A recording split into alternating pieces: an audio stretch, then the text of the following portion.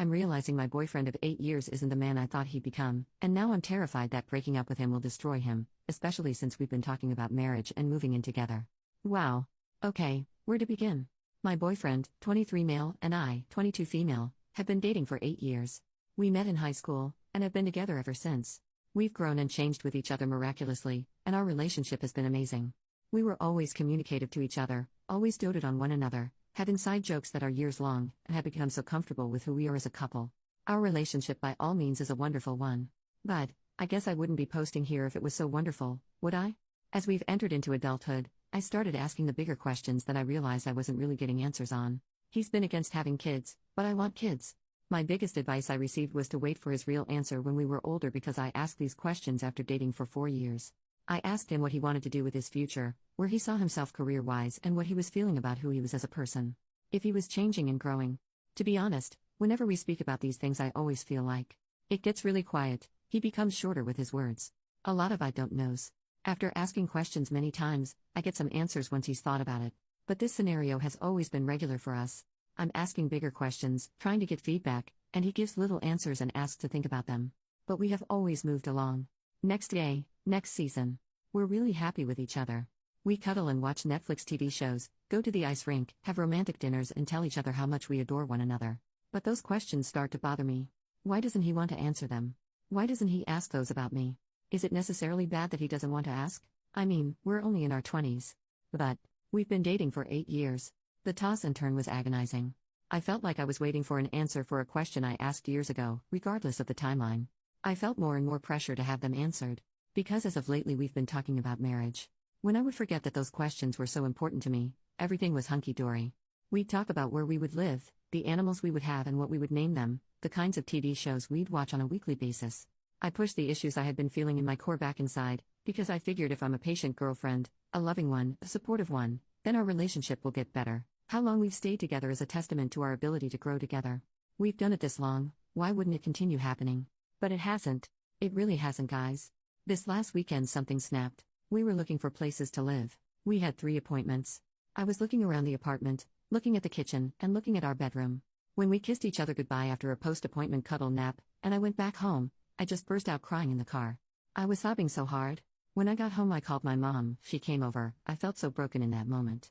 Like something died, like straight up died. I don't know what's going on. I think I need to break up with him. I don't think this is the kind of change that I can ask of him. I don't think asking him to change is fair. It's not that I haven't been patient, I have. He has been giving me his answer to all my questions, I just haven't been happy with what they are and was hoping they would change. The silence, the skirting around the topic, the I don't knows. I thought we could grow through any scenario, but moving in together put it all into perspective for me. I'm not ready to move in with this guy. Earlier in the year, he told me he was all right with kids, with having them too. After that conversation, such a huge flood of relief hit me that I think spurred this season of ignorance. He answered my big question, so I was happy. But the reality is setting in. Does he actually mean that? Did he say that to appease my asking? He has told me that I'm the best thing to happen to him, that he loves me and that I inspire him to be a better person, and that he's happy he's with me because he wouldn't know how to date anyone else at this point since we've been together for so long. I wish he had the motivation and drive and some kind of goal for himself. I wish he thought about his future. I wish he was more excited about life, more positive about life. I wish he wasn't so angry at people and himself. I wish he approached his problems readily and openly. I wish he was more emotionally available. I wish I knew how to do this without destroying him, because I think it will. His family would all turn on him, I know it. We've been talking about marriage. We're looking at places to live together. And I just imploded. I couldn't take it anymore. My gut is seriously telling me I need to do this, and it's never been wrong. But how? How on earth do I do this? Edit. Thank you everyone, so much, for your comments. All of them, I've read every one. I think after the initial hysteria and realization of what I was feeling, and putting it into written words, I've come to realize what I'm truly feeling. I'll post an update after this weekend when I talk with him, I'll tell you how it goes. Update 1 week later. So, the big conversation happened on Friday, a day earlier than what I was expecting.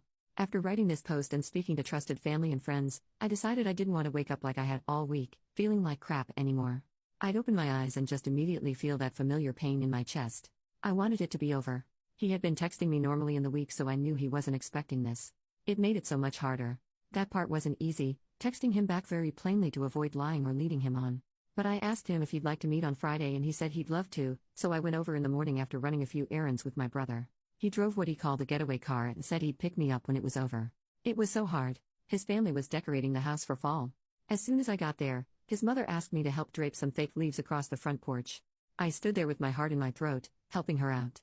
As soon as I found a window, I walked into the house and found him in the kitchen. He was still in his pajamas. I asked if we could talk in his room, and he said sure. He wrapped me in a hug and rubbed my back, and it took everything not to cry right then and there. We walked up the stairs to his room. I closed the door, and gave him one last, huge hug in the privacy of his room. I took a breath and then asked if we could sit down. I sat crisscross and began. I told him that I had been in so much pain since we came back after looking at places to live together. I told him that I didn't think we should live together. I told him that was because I didn't think we should be together. I told him it wasn't his fault, that this wasn't because he had something wrong. I told him I felt like there was something wrong with our relationship, and that I knew moving in together wasn't the right choice for us, and ultimately, committing to each other like that wasn't the right choice for me. I told him that I wasn't able to commit to him in that way, when the choice came. I told him that it wasn't a smooth transition, that this decision came all at me at once like a freight train. I told him that I was sorry. He asked me why I was doing this. He looked absolutely shocked. He told me he thought everything was perfect and that he didn't understand why I was saying this. He asked me where we should go from here. I told him I wanted to talk this out, since we've been together for so long. I told him I wasn't going to waver in my decision because I felt like it was the right choice to make, but I wanted to talk it out. Instead, he went to his dresser, got out of his pajamas, got into a change of clothes, grabbed his backpack, and left. His mother asked him for more decorating help, but as far as I knew, he walked by her. I sat there in shock, I guess. Before he left, he said, "See you Saturday," because our friends were having a get-together. I could feel the hysteria come on. It was like a tidal wave. The reality of what I had just done. It was like every elegant, composed, logical reason I had for breaking up went right out the window. Every graceful approach I was going to take this conversation and just blanked on me. I was simply honest and raw.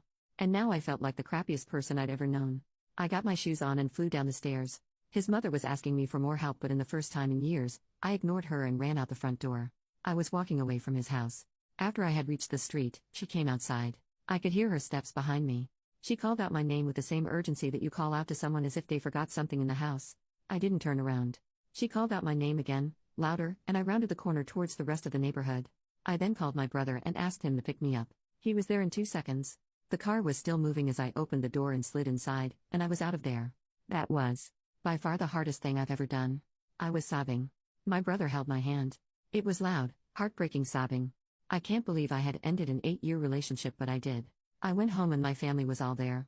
They all comforted me through it and told me their breakup stories of their first loves. That was Friday. Today, Monday, I have to say. It was absolutely the correct decision for me to make. After the initial tears, hysteria and destruction, I realized I had needed to make that decision for a long time. I feel fuller in a way, if that makes sense. And I'm excited for what's to come for me. Thank you all for your words of wisdom, your insights, and your support. I really appreciated all of your comments, and I read them a few times a day to give me strength in my down moments. I've gotten to the other side of this and I appreciate all of your input.